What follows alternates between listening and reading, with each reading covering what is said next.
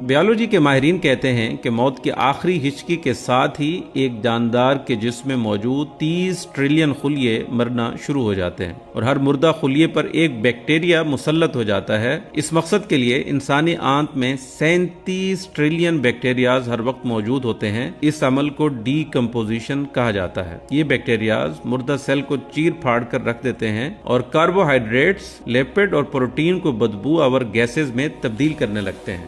یہ بدبو مکھیوں اور دوسرے حشرات الارض کے لیے اشتہا کا باعث بنتی ہے، چنانچہ یہ قدرتی فوج مل کر چند ہی روز میں مردہ جسم کو صفحہ ہستی سے مٹا دیتی ہے۔ بچی کچی ہڈیاں بھی وقت کے ساتھ ساتھ مٹی بن جاتی ہیں۔ یہ وہی جسم ہے جسے صبح سے شام تک سنوارا جاتا ہے، کھلایا پلایا جاتا ہے۔ جو چیز باقی بچتی ہے اور جس تک کسی بیکٹیریا یا حشرات کی پہنچ نہیں، وہ روح ہے۔ یہ وہی روح ہے جسے صبح سے شام تک تڑپایا جاتا ہے اور بھوکا رکھا جاتا ہے۔ ایک بہترین میسج تھا، سوچا کیوں نہ اپنوں کو بھی اس میں شامل کر لوں۔ فٹ بال میچ 90 منٹ، کرکٹ پورے دن، فلم 130 منٹ، ڈرامہ 60 منٹ، نماز 5 یا 10 منٹ، جہنم زندگی بھر، جنت زندگی بھر۔ اہل عقل و دانش کے لیے سوچنے کا مقام ہے۔ واٹس ایپ پر 300 دوست، موبائل پر 200، علاقے میں 50، لیکن مشکل کے وقت ایک، جنازے میں رشتہ دار مگر قبر میں اکیلا۔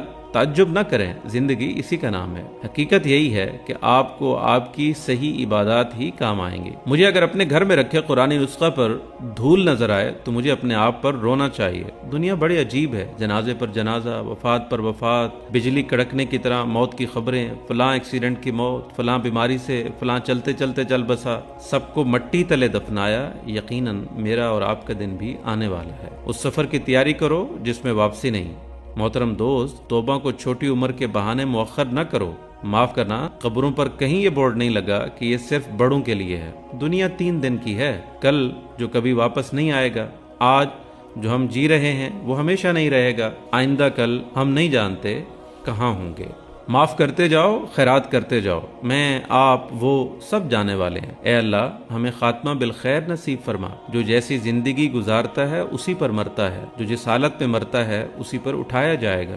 تو میرا اور آپ کا انتخاب کیا ہے؟ قابل غور باتیں ہیں، سڑکیں جام، بازار بھیڑ ہی بھیڑ، بینک لائن پر لائن، یونیورسٹیاں سیٹیں فل، پلے گراؤنڈ کھچا کھچ بھرے ہوئے، مطاعم بھیڑ ہی بھیڑ، مگر افسوس مساجد خالی ہیں۔ یا رب رحم فرما، یا رب اصلاح کی توفیق دے۔ یہ پیغام اچھا لگے تو آگے شیئر کریں، کیونکہ اللہ تعالیٰ فرماتا ہے نصیحت کرو وہ مومنوں کو فائدہ پہنچاتی ہے۔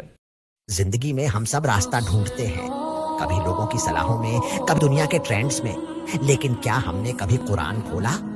وہ کتاب جو صرف پڑھنے کے لیے نہیں، جس پر عمل کر کے زندگی بدلی جا سکتی ہے۔ قرآن میں ہر سوال کا جواب ہے، ہر مصیبت کا حل اور ہر دل کے سکون کا راج۔ لیکن افسوس، جو قرآن ہدایت کے لیے آیا تھا وہ صرف الماریوں کی زینت بن گیا ہے۔ اٹھاؤ قرآن اور خود دیکھ لو اللہ تم سے کیا کہنا چاہتا ہے۔